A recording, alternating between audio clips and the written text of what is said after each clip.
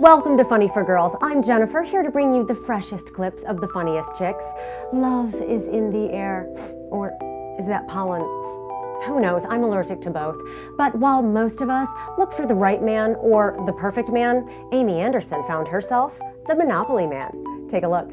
I met and I'm now dating a millionaire. I'm dating a multi-millionaire. People get very excited when you tell them that.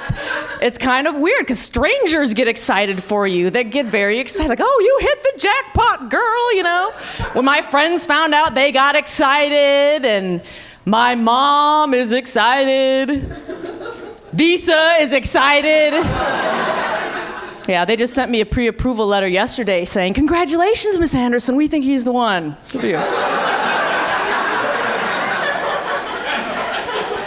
We're raising your limits. But now that we're in a very serious relationship, actually, now that I'm in this serious relationship, I'm getting a little older, everybody wants me to have a baby.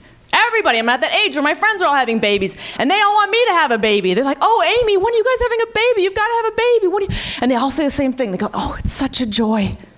Having a baby, it's such a joy. And you guys, you know what? I don't really believe it's such a joy. I just can't believe it. Because here's the thing. You know what? Something that grows inside of you for 9 months, and then it comes ripping out of your favorite orifice, then it eats off your body. I don't think that's a joy. I think that's a parasite, isn't it?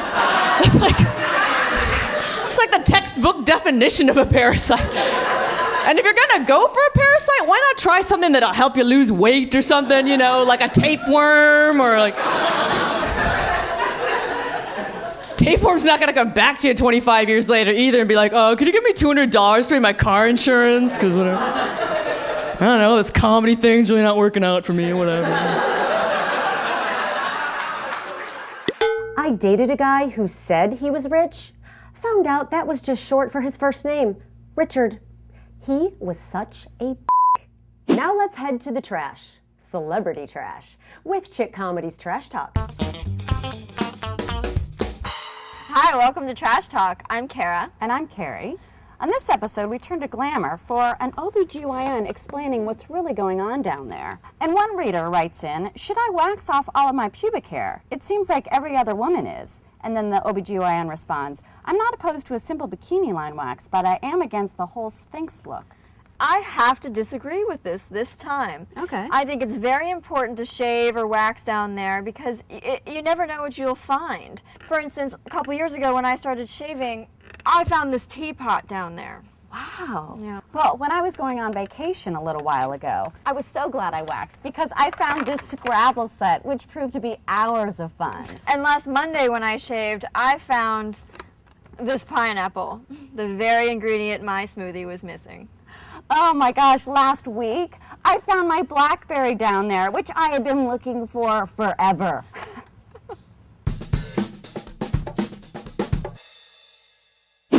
Now it's time for something else. Here's some tips about how to feel sexier on a date. Ooh. Number 1, lean in. 2, lower your voice. 3, touch yourself. 4, walk ahead of him. Well, I don't have to worry about that because I'm married. Well, that certainly is something.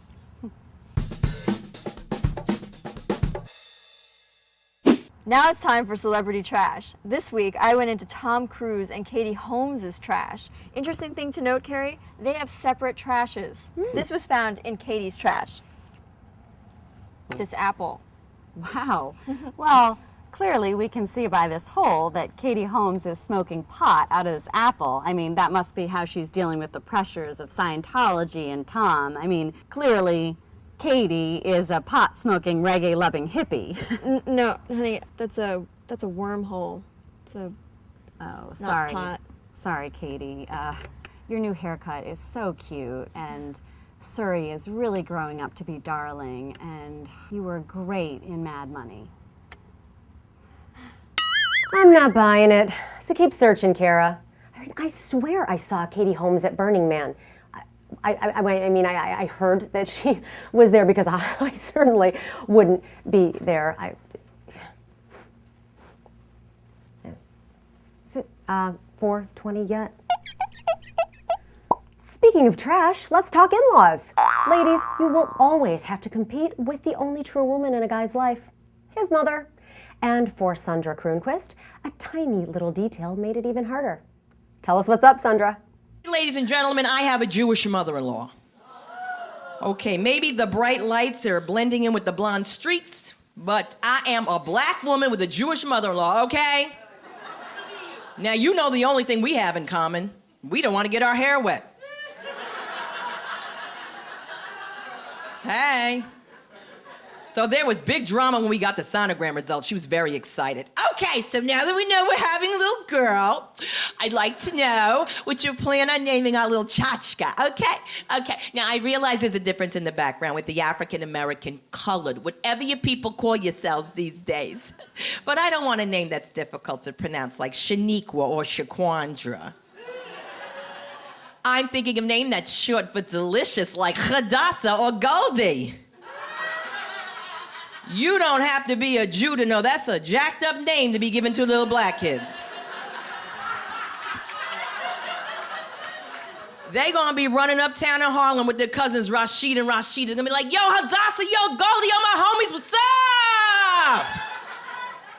Drama from the moment I met my mother-in-law. My husband decided to introduce me to his mother for Passover, all right? Now, in the car, on the way to Passover Seder, he leans over and says, look, we're not gonna tell mommy you're black.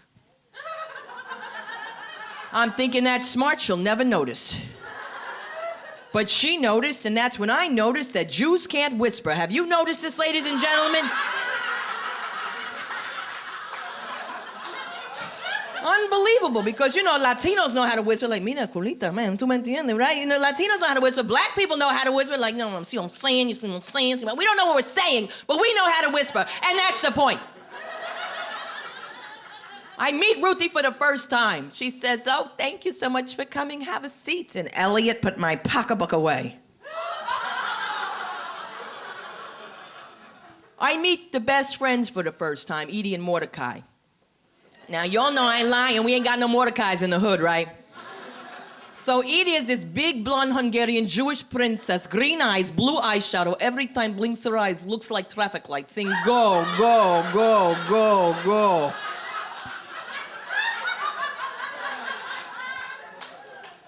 Sweetheart, Ruthie says to me that you say that you are black? You're such a beautiful girl. Why do you want to say these things about yourself?